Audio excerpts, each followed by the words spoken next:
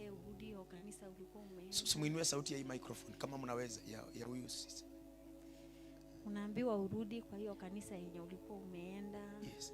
Sisi nimekwambia mimi nilikuwa na vita na babangu. Wacha ulikuwa na mimi na babangu. Lakini kuna masaa ambapo wakati mtu atasema ninampenda. Na ndio sababu huyu mzee siku moja aliniambia kwa mtu unayempenda hakunanga distance. Yaani mtu yote unampenda. Huyu mzee anaitwa Maura. Aliniambia yeyote unampenda. Unajua nilitoka hapa. Ule msichana nakwambia nilifanya na yeye pre-wedding ikakata. Unajua nilitoka Thika nikaenda Olukalao. All the way to Olukalao. Mpaka ananiuliza ananiambia mtu wangu as long as umependa mtu hakunanga distance. Yaani unaendanga kwenda.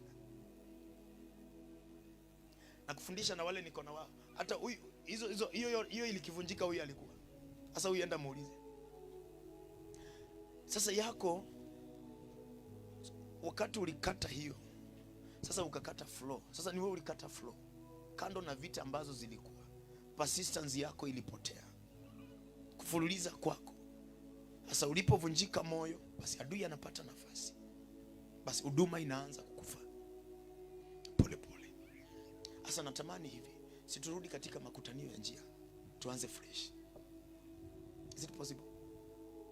Turudi katika makutanio ya njia, tuanze fresh. Ukiona gari umepanda na haitembei, hiyo gari iwekwe kando kwanza, ifanyiwe repackaging, ipakiwe fresh, ianze safari. Maana kuna mahali ambapo unaenda. Unanielewa? Yes. Inua mikono yako. Sema Bwana Yesu, nakupenda. Samehe dhambi na makosa. Kuanzia leo, Bwana Yesu, niko tayari kutumika na wewe.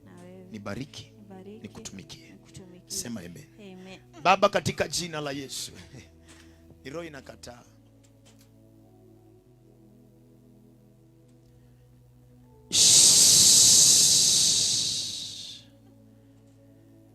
I arrest your networks, your plans, your agenda. Wewe unakamatanga wa huduma, the power of immorality on the altar. Hear the voice of the Lord. I paralyze you. Come out. Come out. Come out. Fungua maisha yake. Fungua huduma.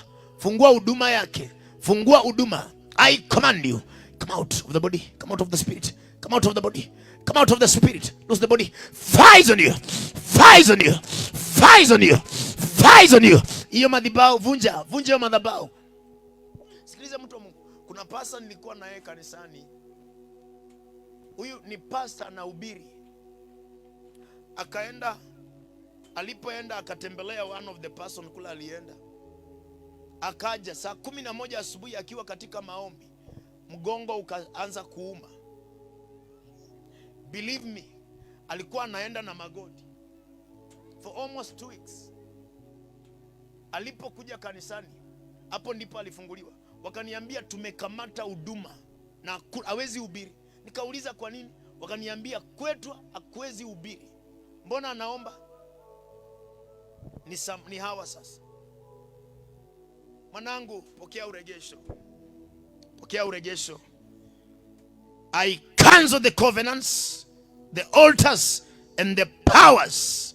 And now by the authority of God, I set your spirit free. Pokea nguvu mpya. Ayapokea roho mwingine. Pokea roho mwingine, amwachilie. Pokea roho mwingine. Receive a new spirit that will help you.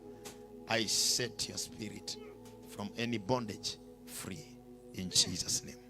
Tumpe Yesu makofi mazuri. Uko hapa na haujaokoka. That's now refilling. Haujaokoka ama unakaa maisha sio yako. Hauna kazi. I wish usikose anointing service Monday. Don't miss that service.